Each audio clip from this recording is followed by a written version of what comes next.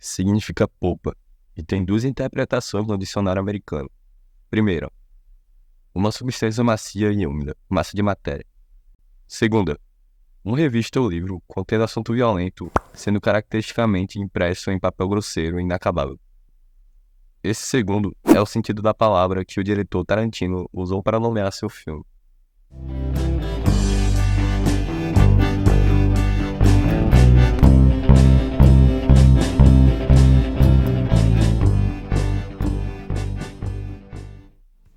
Pulp Fiction é um daqueles filmes que a gente nunca esquece. Lançado em 1994, é uma verdadeira montanha-russa de emoções, diálogos afiados e uma trama tão emaranhada que você precisa de um GPS filosófico para navegar por ela. Dividido em três histórias principais, a vingança de Butch, a missão de Vincent e Julius e a fatídica noite de Mia Wallace. O filme brinca com a narrativa tradicional e faz isso com tanto estilo que é impossível não se apaixonar. Mas o que torna Pulp Fiction tão especial? Além do roteiro afiado e a direção genial de Tarantino, o filme mergulha fundo em questões filosóficas que podem passar despercebidas usando a violência, a cultura pop e diálogos tão memoráveis para nos fazer pensar sobre o sentido da vida, o acaso e, claro, o papel do cinema na criação da realidade. Pulp Fiction, 1994, é dirigido por Quentin Tarantino. É um filme icônico de crime que entrelaça várias histórias não lineares centradas no submundo de Los Angeles.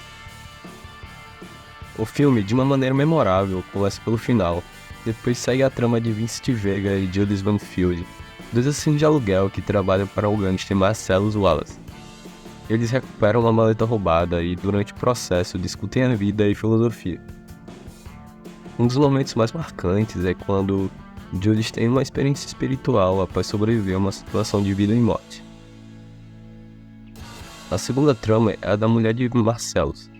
Vincent é encarregado de levar a Mia, esposa de Marcellus, para sair. A noite acaba em desastre quando Mia tem uma overdose, forçando Vincent a salvar sua vida de uma forma dramática. Na terceira e última é sobre um boxeador, Butch. Ele desobedece Marcellus ao ganhar uma luta que deveria perder. Isso leva a uma série de eventos que resultam em uma perseguição violenta e uma fuga bizarra após um confronto em uma loja de penhores. As tramas se conectam de modo que, no final de tudo, Vincent e Judy se encontram no restaurante do assalto e aparecem no começo do filme. Essas histórias recheadas de diálogos rápidos, violência estilizada e personagens muito bem construídos se conectam através de coincidências e temas de redenção, vingança e moralidade. Nesse filme, a moralidade é constantemente colocada em xeque. Na narrativa, tudo nos leva aos diversos crimes que acontecem durante a trama de Pulp Fiction. Nessa cena, Julius começa a questionar sua vida e até a espiritualidade. É um dos momentos mais filosóficos do filme. E é um bom gancho para entender a ideia do crime perfeito de Baudrillard. Para Baudrillard, o verdadeiro crime não é um assassinato ou roubo, mas sim a morte da realidade. E é um crime tão perfeito que ninguém percebe que foi cometido. No final das contas, assim como Julius, que se encontra perdido sobre o que ele é e sobre o que ele acredita, também somos enganados constantemente sem perceber e por isso é um crime perfeito. No filme, está cheio de momentos onde o real e o fictício se misturam, de forma tão perfeita que não sabemos onde começa e o outro termina. Um exemplo perfeito é o Jack Rabbit Slims, um restaurante que é uma caricatura exagerada dos anos 50, cheio de imitadores de celebridades como Marilyn Monroe e James Dean. Para Baudrillard, vivemos em uma era de simulações, onde o real é substituído por cópias, que tornam mais reais do que a própria realidade, o que ele chama de hiperrealidade. No Jack Rabbit Slims, Tarantino nos apresenta um mundo onde o passado é uma recriação estilizada, uma simulação que é mais convincente e atraente do que a própria realidade. Esse restaurante é uma cópia estilizada dos anos 50, mas claro, não uma recriação fiel, é uma versão exagerada e idealizada. Aqui, Tarantino não só homenageia, mas também questiona o próprio conceito de realidade, nos mostrando como o cinema e a cultura pop em geral criam uma versão do mundo que é mais real do que a própria realidade. Um exemplo mais claro de que somos enganados pelas representações é a cena da maleta misteriosa. Nunca descobrimos o que tem dentro da maleta. E quando ela se abre, uma luz sai dela, enfatizando sua importância. Mas o que de fato tem nela? Não sabemos, e isso que torna essa cena tão importante para entender a ideia de Baudrillard. Para ele, o conteúdo da maleta nem importa. O que realmente interessa é o que ela representa. A maleta é um simulacro perfeito, ou seja, uma cópia sem original. E um simulacro nada mais é do que uma representação mal feita do real. Então não importa o que tem dentro da maleta, porque a ideia da maleta vale mais que a realidade dela. O filósofo diria que essa maleta é um exemplo perfeito de como vivemos em um mundo onde o real foi substituído por representações. Em Pulp Fiction, a gente se conecta mais com o que parece ser do que com o que ele é. E assim como no filme, nossa vida moderna, a gente está cercado de simulacros. Coisas que parecem reais, mas no fundo são apenas cópias. E o crime perfeito disso tudo, que a gente nem percebe. Agora, olha só essas cenas. Tudo em Pulp Fiction parece um exagero. Uma versão hiperrealista da vida cotidiana. O filme faz isso o tempo todo. Violência exagerada, situações tão surreais que parece que realmente aconteceram. Os personagens agem de uma forma natural no meio de tanta violência. Isso é muito bem desenvolvido. Nem tomamos conta de toda essa loucura, mas já somos apresentados logo no início que a realidade é algo mutável. Lembra quando Vincent e Julius discutem sobre o nome do Big Mac na França? Parece uma conversa banal, mas vamos tratar de um outro filósofo para entender melhor isso. Jacques Derrida, um filósofo pós-estruturalista, estaria interessado justamente no que não é dito nessa conversa do Vincent.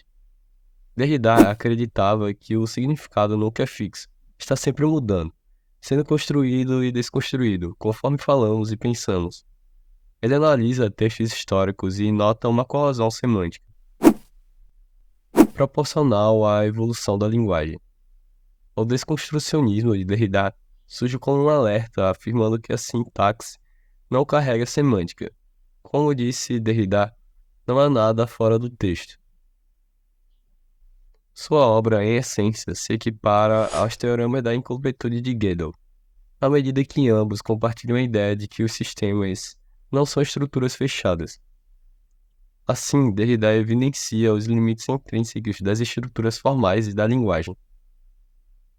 Quando Vincent explica por que o quarteirão com queijo é chamado de royale com queijo na França, ele não está falando de hambúrgueres.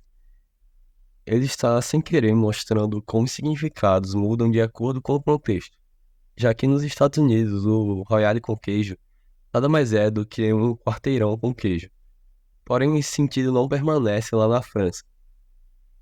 Assim, o hambúrguer muda o sentido de sua palavra pela linguagem e o que ele realmente significa para os franceses. E é exatamente isso que Derrida chamaria de diferença. Nada é o que parece, tudo depende de onde e por que estamos olhando. E o que dizer sobre Julius e sua famosa citação bíblica? Ele próprio desconstrói o versículo, reinterpretando-o para se encaixar na sua nova visão de mundo. Em Pulp Fiction, Tarantino brinca com essa ideia o tempo todo, nos mostrando que a realidade pode ser construída. Assim como em Pulp Fiction, vivemos num mundo de hiperrealidades. As redes sociais, os videogames, os filmes. As comidas são industrializadas.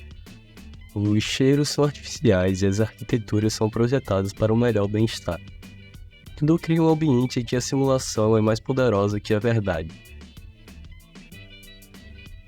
A violência em Pulp Fiction, por exemplo, é tão estilizada e a coreografia que a gente nem vê como algo realmente brutal. É quase como se fosse normal. A mesma coisa acontece no nosso cotidiano. Estamos cercados de representações e imagens que o real parece meio sem graça. Então, Pulp Fiction não é apenas um filme de ação e violência explícita, com um roteiro sensacional. É um mundo onde o real e o falso se misturam, onde o crime perfeito foi cometido sem deixar pistas. E o mais louco disso tudo é que a gente vive esse filme todos os dias. I wake up every morning with a pain that I can't place. Se você gostou do vídeo, não esquece de deixar o like e se inscrever, que tem muita coisa boa vindo por aí. E é isso, obrigado e tchau.